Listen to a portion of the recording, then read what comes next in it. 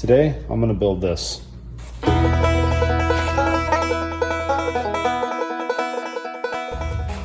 right, today I'm making drawers for a couple of bathroom cabinets, like one you see behind me, one that's over here. They're 18 inches deep, roughly 17 inches wide.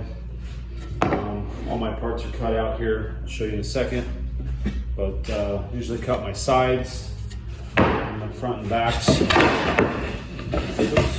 little bit different in height, just like this.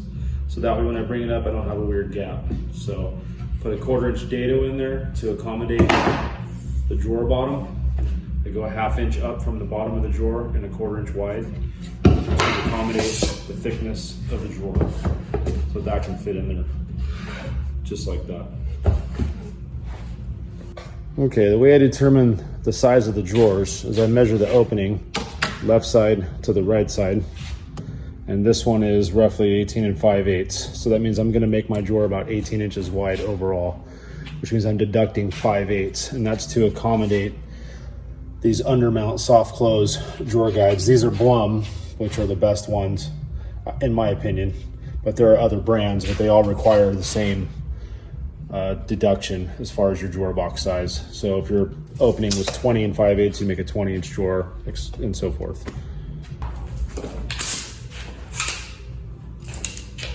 All right, so I use 1 inch nails when I put my drawer sides together because it's 1/2 inch material. If I use 1 1/4 inch, I tend to have more of them break through or run an odd direction and ends up causing more problems. 1 inch seems to be the perfect size. Keeps it tight for long term and also isn't long enough to break through if it kind of has a little bend to it. So anyways, when I nail them together, pretty much just go like this.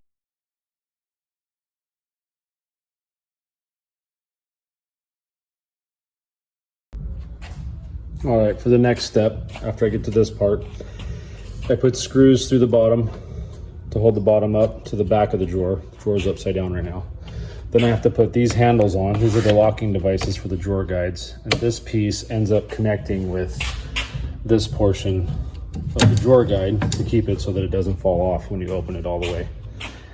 And the reason that I do the bottoms like this is because if there's ever scratches or it gets gross from people letting stuff spill in there, you can always pull it out and change it. And the other thing is by doing drawers like this, it gives me a chance to be able to re-square it if when I square it up for some reason it gets a little off and I don't notice, which helps the drawer faces to sit flatter. I've had better luck with these drawers than putting a dado across the back.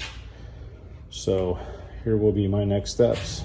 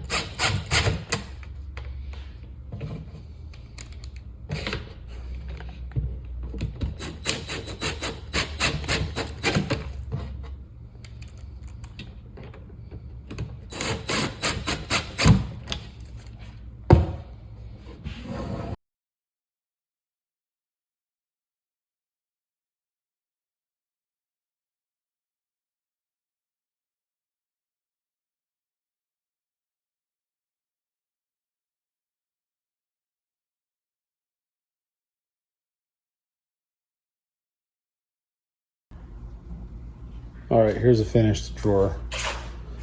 See, the sides are a little bit taller than the front and back. I usually run my grain left to right with the bottoms. And these are my lock-in devices. They're attached with the 2 screws right there. And then I put a couple screws in the bottom to hold the back in. And I haven't had any problem with these drawers sagging or the bottoms coming off. So I'm pretty happy with the way these things work out and they stay square. So anyways, that's it.